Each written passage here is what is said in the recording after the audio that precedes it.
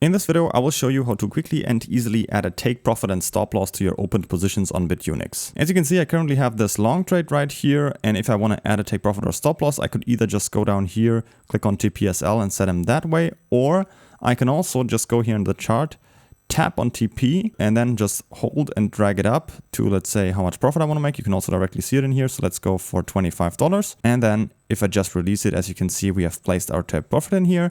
Same goes for my stop loss. If I just drag it to, let's say, $10, you will see that way I've placed my stop loss as well. You can also at any time just edit them to a new position. And if you want to check the exact values, you can always check them in here. Take profit, stop loss, and how much profit or loss you will make at those.